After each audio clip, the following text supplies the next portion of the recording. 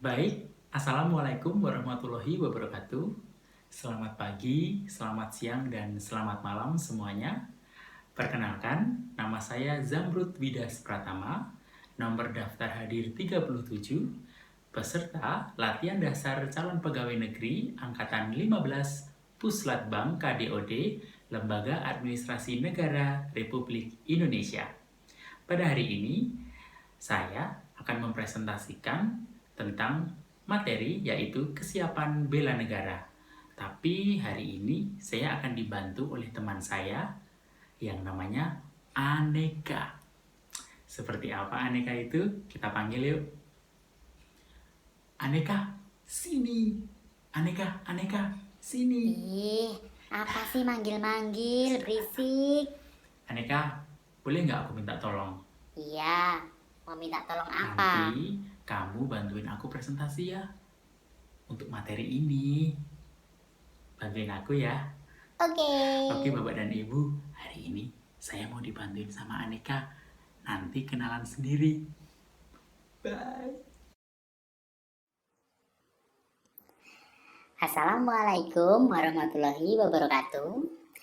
Halo semua, kenalin, namaku Aneka. Jangan memanggil aku dengan Ane atau Eka. Panggil aku secara lengkap yaitu Aneka. Karena namaku adalah akronim dari akuntabilitas, nasionalisme, etika publik, komitmen mutu, dan anti korupsi. Nah, pada hari ini aku akan menjelaskan tentang materi pembelajaran Latsar di pertemuan ke-1 dan kedua, yaitu adalah tentang pentingnya menjaga kesehatan mental demi terbentuknya karakter CPNS yang berintegritas, dan yang kedua adalah kesehatan jasmani. Yuk langsung aja kita masuk ke slide yang pertama. Nah, apa sih pentingnya menjaga kesehatan mental demi terbentuknya karakter CPNS yang berintegritas? Nah, sehat itu bukan hanya sehat secara fisik ataupun mental salah satunya, tetapi dua-duanya kita harus sehat. Karena saat kita menjadi seorang pelayan publik, menjadi seorang aparatur sipil negara, fisik dan mental harus selalu sehat dan prima untuk menjadi seorang ASN yang profesional, seperti itu. Nah, lalu mental itu apa sih? Aneka jelaskan dulu ya.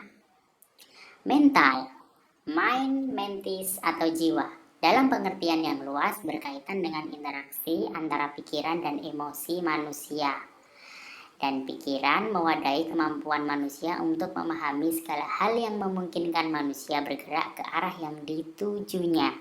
Sementara emosi memberi warna dan nuansa sehingga pikiran yang bergerak itu memiliki gairah dan energi. Nah, jadi apa yang kita pikirkan, apa yang kita ketahui itu semuanya yang mengganggu kita. Jika kita sedih, nah itu berarti mental kita yang terserang kawan-kawan semuanya.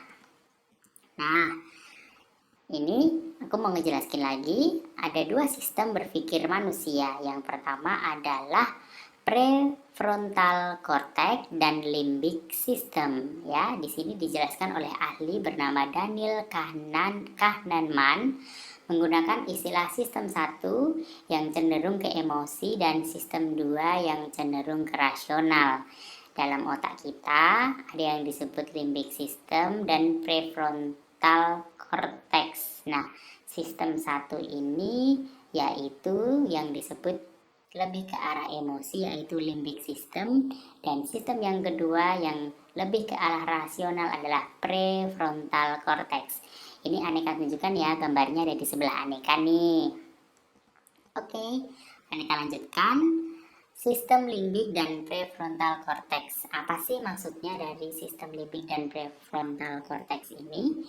Limbik dikelompokkan sebagai salah satu komponen atau disebut otak tua. Ya, ini adalah bagian otak yang lebih dulu ada dalam otak manusia dan dimiliki semua makhluk dengan bentuk yang berbeda, terutama dimiliki reptil.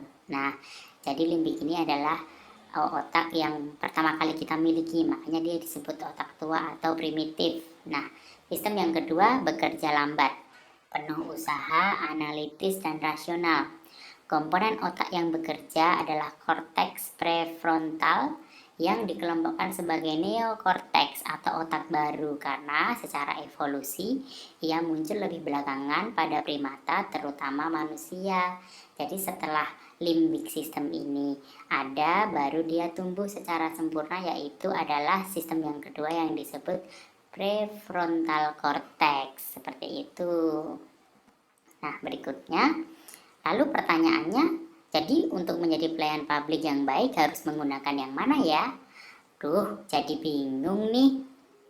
Nah, sepertinya saat kita akan menjadi seorang pelayan publik yang baik nih, kayaknya bukan sepertinya deh, kita harus secara seimbang menggunakan prefrontal cortex dan limbic system. Jika kita mengambil suatu kebijakan, kita tidak bisa dong tergesa-gesa secara emosi hanya menggunakan limbic system saja. Tentu prefrontal cortex juga harus bekerja, harus menyeimbangi dari limbic system. Jadi kita menjadi lebih bijaksana dan lebih terukur bagaimana kita mengambil sebuah kebijakan. Tapi kita juga menggunakan limbic system ini jadi mudah kasihan, jadi secara emosional kita jadi cepat untuk marah. Nah, ini tidak boleh kita lakukan.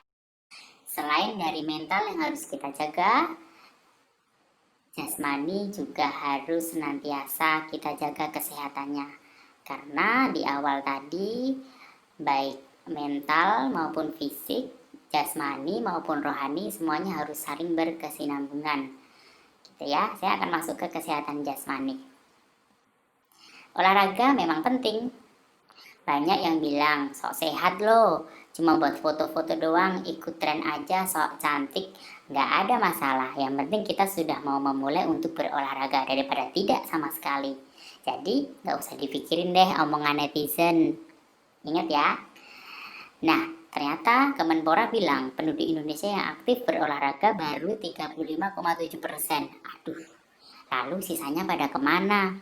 Ayo, para ASN muda atau para ASN-ASN di luar sana, mari kita galakkan berolahraga, karena dengan berolahraga kita bisa semakin produktif dalam melayani masyarakat.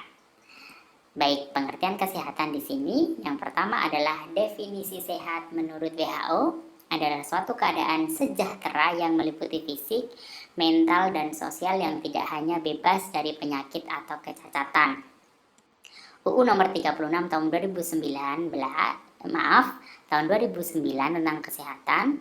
Kesehatan adalah keadaan sehat baik fisik, mental, spiritual maupun sosial yang memungkinkan setiap orang untuk hidup produktif secara sosial dan ekonomis. Ya, berikutnya adalah 4 sehat 5 sempurna atau gizi seimbang. Mungkin jika kita kenal dulu 4 sehat 5 sempurna sudah mencukupi kebutuhan kita, tetapi di 4 sehat 5 sempurna ini tidak dicantumkan takaran atau keseimbangan dari gizi yang kita makan. Nah, mungkin sekarang kita sudah beralih ke gizi seimbang. Bagaimana satu piring nasi dengan lauk, dengan protein, keseimbangannya harus dijaga. Ada karbohidrat, protein hewani, protein nabati, semuanya harus memiliki seimbang. Lalu nanti ditutup dengan buah. Nah, dan mungkin nanti cukup dengan bisa minum susu. Jadi semuanya harus ditakar. Enggak semuanya kita harus hanya makan nasi aja, nasi goreng. Contohnya adalah bentuk-bentuk menu yang tidak memiliki gizi seimbang. Berikutnya adalah ayo kita dukung gerakan masyarakat hidup sehat. Nah, ini juga ada loh. Bahkan dulu saya pernah belajar lagunya. Tiada yang lebih berharga dari nikmat hidup sehat. Nah, dari lagunya aja udah tercermin kita untuk bisa melakukan kegiatan masyarakat hidup sehat itu seperti apa saja. Banyak sekali yang bisa kita lakukan, melakukan aktivitas fisik, konsumsi sayur, memeriksa kesehatan secara berkala, peningkatan edukasi hidup sehat, Itu semua harus kita lakukan supaya kita menjadi masyarakat yang sehat, menjadi seorang pelayan publik yang selalu sehat, ya.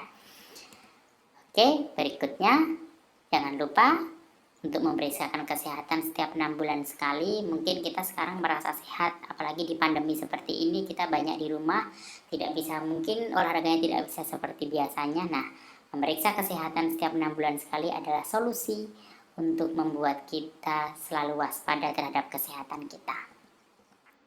Mungkin buat teman-teman di sini suka banget nih nonton film, terus minum soda, ya kan, terus makan burger, junk food dan lain sebagainya.